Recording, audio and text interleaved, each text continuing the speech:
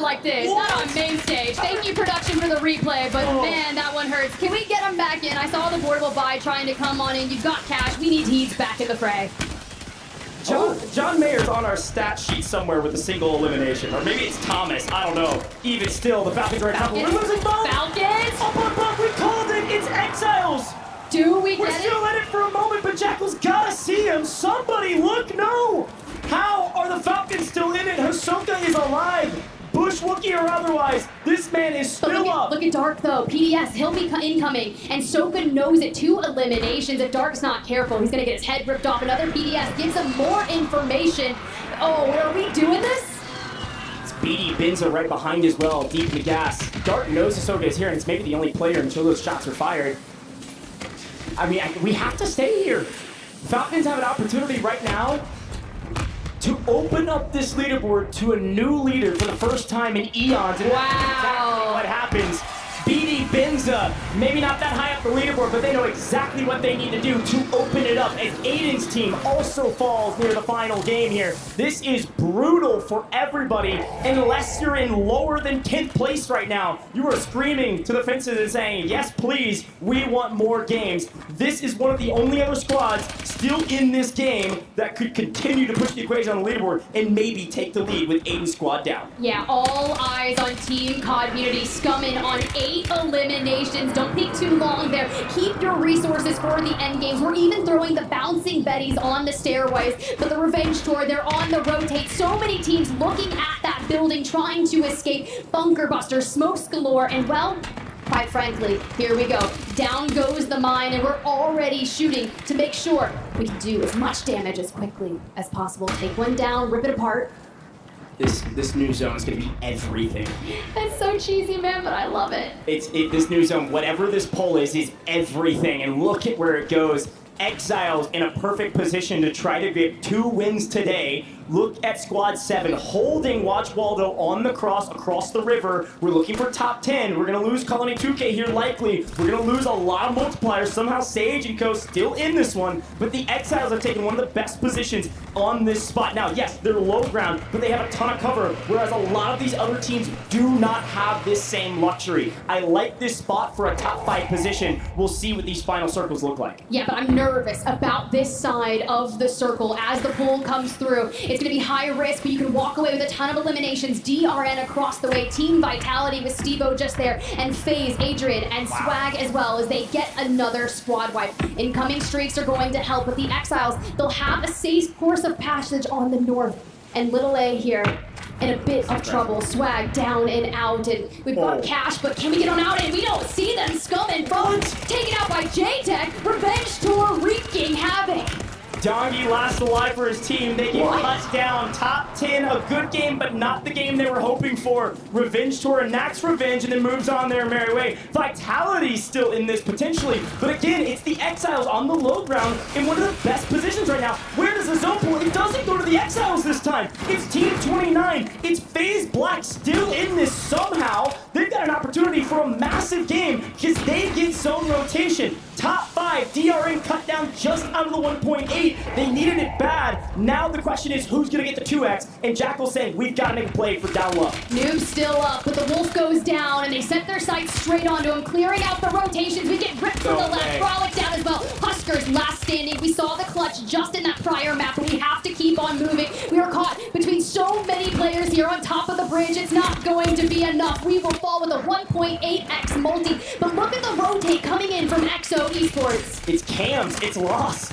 It's Yavix. We've been waiting on you this entire tournament. FaZe Black to the trying to play spoiler game Coon. He shoots straight. And when you have all of your teammates alive, an opportunity knocks. Will FaZe Black take it or will Cam play spoiler? 2 down. It is all up to Gabe. Win the 1v1 game. FaZe Black are your winners. Unbelievable.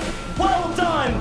Amazing rotation from Military. The regain and the win. Finally, we can scream FaZe Black's name. Welcome to the party, gentlemen. The question is, how many eliminations did they have? And was it worth it? Was it enough to earn an extra set of cash? Do you remember just a few games ago when you were asking for Gabe Kuhn in general to prove that he could be Rookie of the Year status on LAN? I've been asking. You watched the same game I did? I've been asking I think everybody's been asking, all right? There's been a lot of chatter, and look, online tournaments are different, LAN is different. This is stressful. True. Teams play different. You got to figure it out along the way, but when you have player advantage, you have all of your teammates, and you just tell Gabe, go fry and shoot straight. I know he can do that, and he can do that very, very well. Very well done from this team. Come out on top in this one. And again, there's just this lurking question. How many kills did they actually have? I don't know how many teams they ran into that they were able to eliminate to have a decent game out of that one. The 2x, when you get it, it comes so rarely, you've got to make it count. And I don't know how many they have. Well, knowing what the point sponge at the top of the leaderboard has already looked like, this allows for that good game to completely shake up the middle and allow FaZe Black to leapfrog over a ton of people and keep on that trajectory of trying to hit 150. We saw Falcons fall early in that game, and hear me out though, Team Community had a ton of eliminations, maybe a higher multiplier. I'm really curious though what FaZe Black was able to use with that 2x multi. Yeah, and again, this is the same Community we've seen time and time again. They can't close out victories, but they always have a crazy amount of eliminations. So I think you're right. We likely see Community actually the highest scoring team from that game.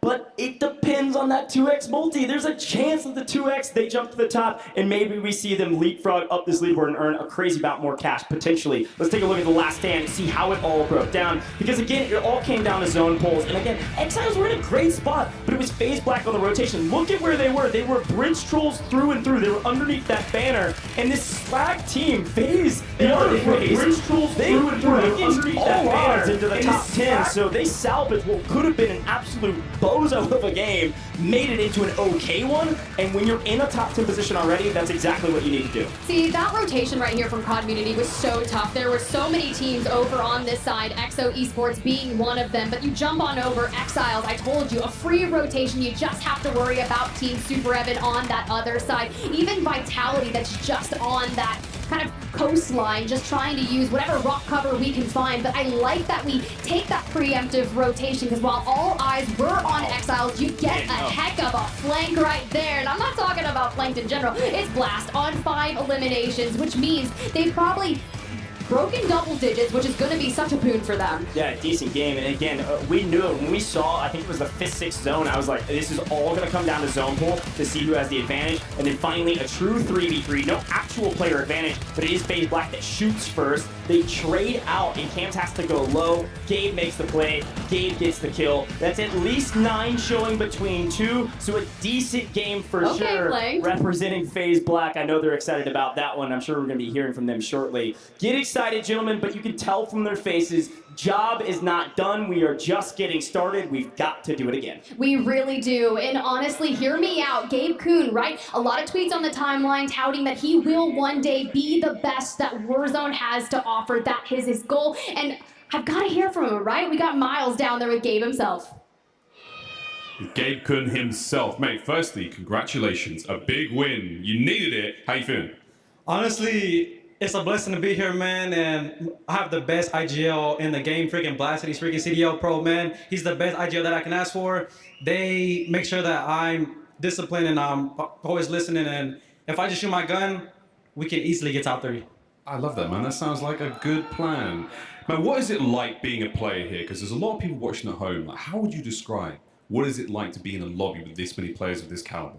If you would have asked me 10 months ago, I would be here. I would look at you crazy. I just graduated high school freaking 3 months ago. Yeah, I mean, it's a blessing for sure. And like, if I can say to like all the fans and like my family at home and like my hometown, is anything is possible as long as you believe in yourself and don't listen to nobody, man.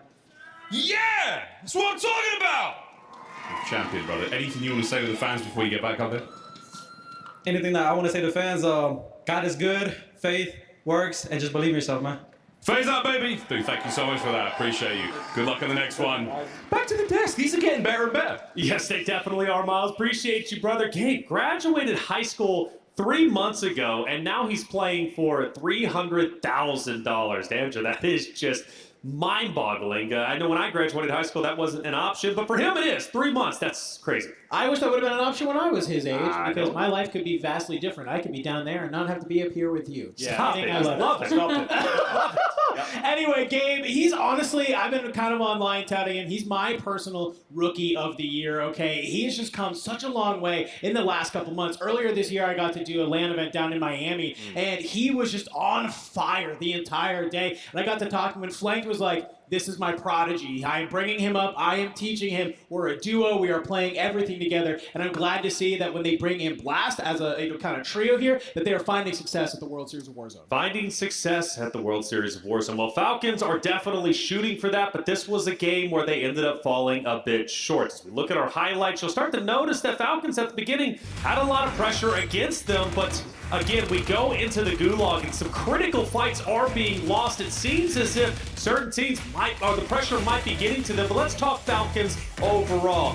Enigma, Falcons come into this game, right? They looking good. They're looking to break 100. They actually end up doing so, but they ended up running into some struggles. Yeah, absolutely. I think actually if you take away the advantage that they had yesterday, I think they actually fall behind Team Aiden and Daniel very, very close. I haven't done the math, to be honest, but it's a case of this is not the group that we're used to seeing, and we are seeing Biffle and Shifty currently on 14 kills apiece, Soka on 11. Those kind of numbers are just not what we're used to seeing them put up. Usually they go absolutely massive. I mean, the KDs in particular, we've seen that 9.5 or whatever it was that Biffle was rocking, that is more than halved at this point, so they are seeing struggles. I will say that one team that is performing pretty consistent is FaZe. FaZe continues to cruise through. I know you covered them after game 1 or game 2, but I gotta say I'm pretty impressed with them. Wonder if they keep the energy up. They do fall there in 9th place, but that was a deep run. Yeah, I mean, that's what happens when you take a vehicle and you just run everybody over. You know, you're right. It was the first game that I brought them up, and I think that we've just seen them play with a certain level of tenacity and confidence that really drives the teams through this kind of competition, and that we saw from those teams like Omit and like Falcons yesterday. And they've also been really creative. I feel like a number of the positions that they've taken up, and the fact they've been using water a lot as well. We actually just saw it in this clip here, but it wasn't even just in this game. Right. To kind of use as a conceal themselves and be able to spring out on their enemies at the right moment. It's just been incredibly creative and not something that necessarily their enemies have been able to read into as easily. That was a great final play game. The hero for FaZe Black, making it happen, graduated high school 3 months ago, and his team keeping him honest, keeping him disciplined, and of course he's talking about Flank and Blast. FaZe Black, congratulations, they finally rise up to the occasion. The first time we're really seeing them highlighted, right, when it comes to the World Series of Warzone Global Finals. How's the EU doing over there, Enigma? Terribly. We are not having a good day, ladies and gentlemen. It is not great. However, there is a team that I want to highlight, in particular an individual, and this is going to be Reply Totem, and they are the two Italians of Blade and Vortex, both of which have previously won the World Series, with Blade even winning the World Series solo YOLO back on Caldera. Last year they played with Savvy Ultras, and they were really strong online, had a not great LAN stage, let's say. They dropped Savvy Ultras in controversial fashion, and they really struggled to find a solid third. They brought in Robstar, who I've spoken about as a young man, who I believe has a lot of talent out here, currently leading the way on everyone when it comes to kills today. 17 on the board thus far. 17 is pretty incredible, but it's a team effort. It's not an individual effort. The team hopefully comes together and they can make it happen. Well, if you guys at home have been playing Call of Duty, you've been seeing a lot of seasons come and go. Well, one that is going to be coming around the bend is Season 6. Let's see what's in store for us.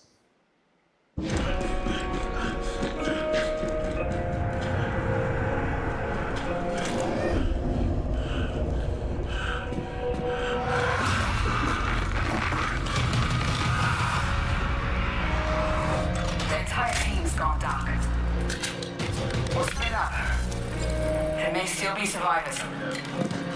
Let's move.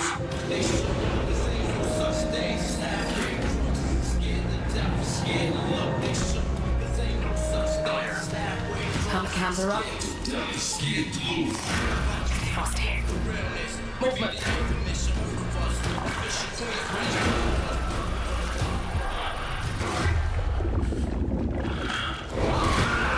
Rocket coming.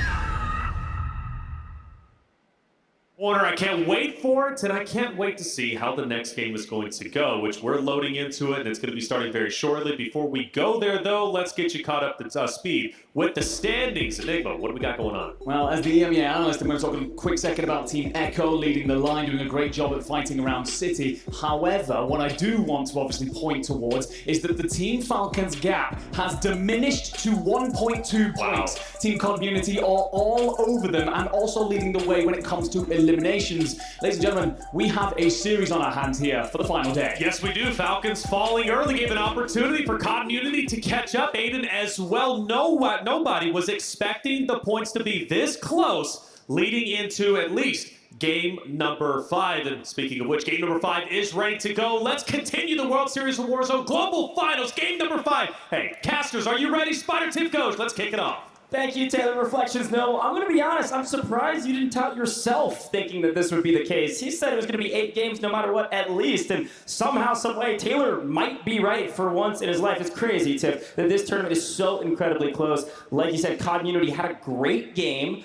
It could have been better. They needed higher placements, but even still, Scumman is actually our individual kill leader now. That COD Unity team came to slay, and because of that, they are right there, right behind Falcons. Look, I was like, I don't want to get between you and Reflections. I know I'm up here standing between them, and now I've got, Enigma here to my right. I think yesterday in your content piece, didn't you say that Scumman was actually the worst player That's out there? right. Man, the desk is just all Wow, wrong or just EU biased? I don't know, but regardless, I did say that I would see a max of 6 games here today, and quite frankly, I'm wrong. Yeah, production, can I go back over there and just give it a poke? Be like, yo, here, I'm doing it. That's what you said.